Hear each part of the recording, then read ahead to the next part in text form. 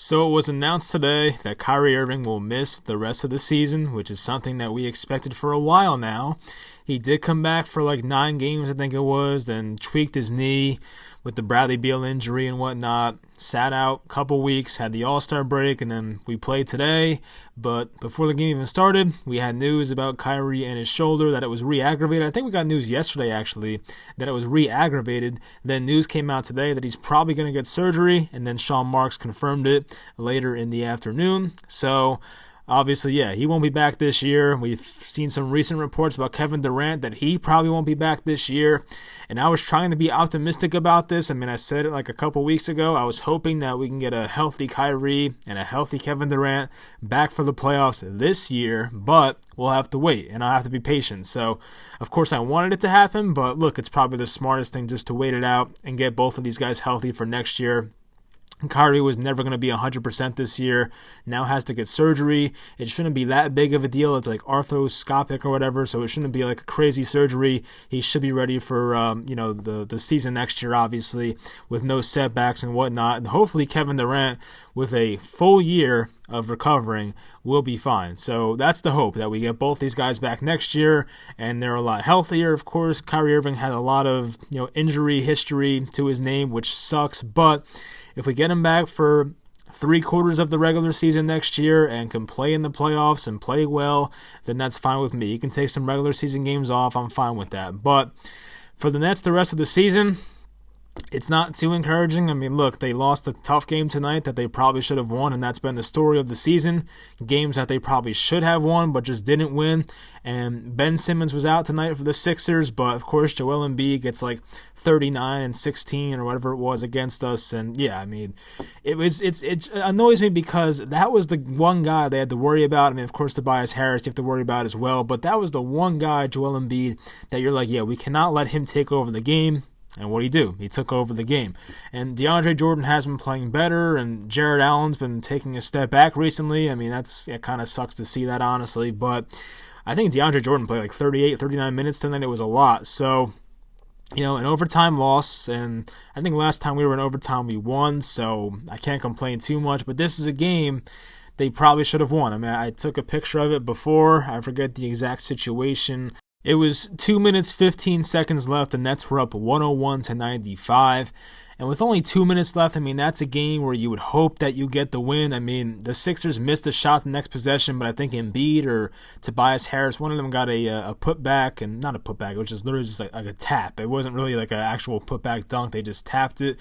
Happens to go in. I guess that's kind of unlucky. But at the same time, when you're up 6 with 2 minutes left, you'd like to say that you have good chances to win that game. But the Nets have been a team this year, the last couple years, honestly, that hasn't closed out games. And I don't know if it's Kenny Atkinson. I mean, Atkinson had a questionable decision with Karis LeVert on the bench with, I think with 2 minutes left, I think he finally came back in the game. I mean, from the 5-minute mark to the 2-minute mark, Karis LeVert was not in the game, and he was having a good game. I mean, from what I saw, at least, he was having a good game, but Karis was not in at the end, and it was very puzzling, so that was annoying to see. I kind of wish he was in there for most of the fourth quarter.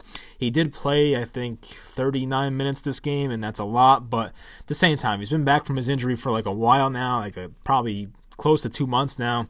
So, look, there's really no downside to playing him a lot of minutes. It was a thumb injury. I'm not worried about it. The guy's conditioned enough at this point, and he probably should have been out there more than he actually was.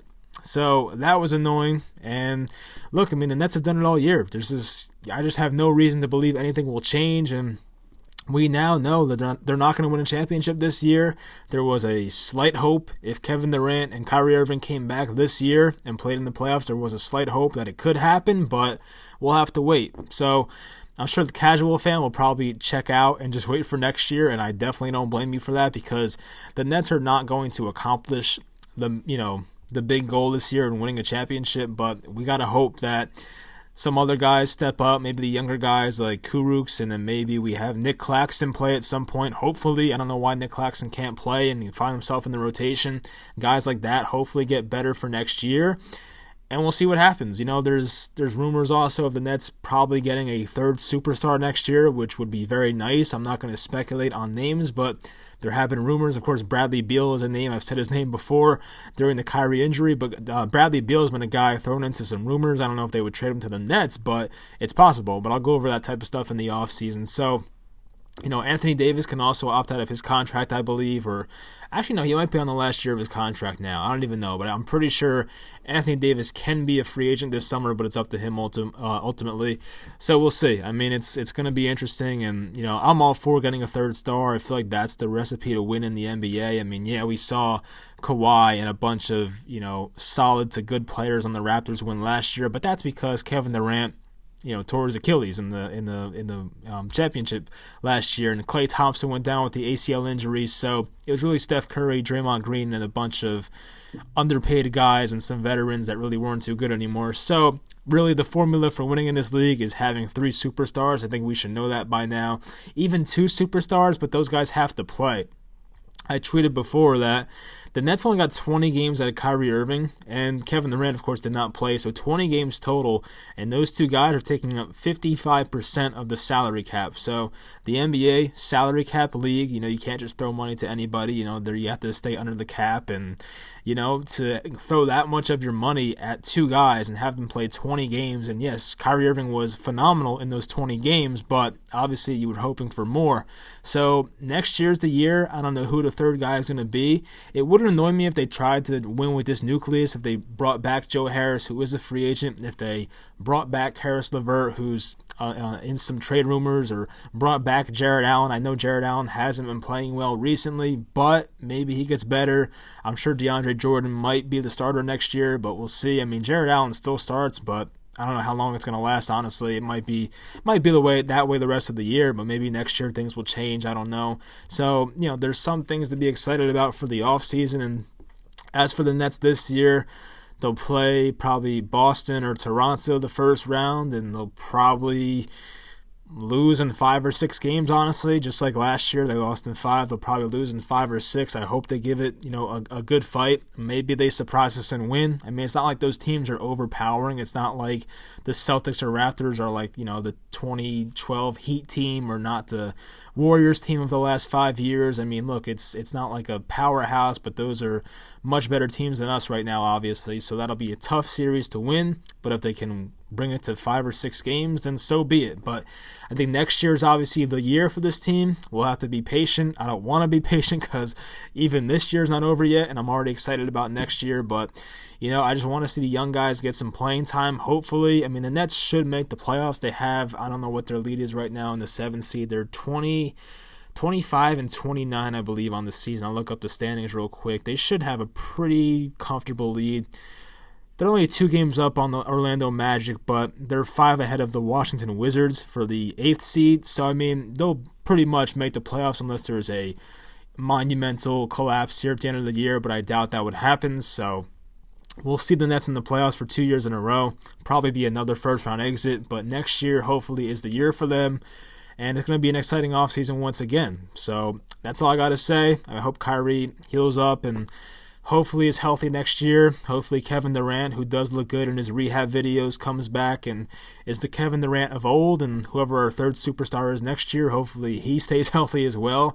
And I just feel like it all comes down to health for this Nets team. If they stay healthy, they'll be fine. They'll win 50 to 60 games next year, and they'll probably make it to at least the second round. Hopefully make it to the championship, the finals.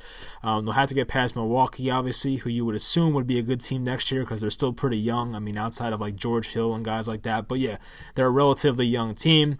And there's some other good teams. So the Celtics could get better. If the Celtics ever get a good center or power forward, they could maybe be a better team. But we'll see how it goes next year. I mean, this year's not over yet, so we'll see. But I do not expect the Nets to win a playoff series this year, unfortunately. But I hope I'm wrong. So that's all I got to say for this. I mean, hang in there. It's going to be a long off season for sure. I'll be excited for next October already, but we'll have to wait and be patient. So thanks for watching, guys, and I'll talk to you next time.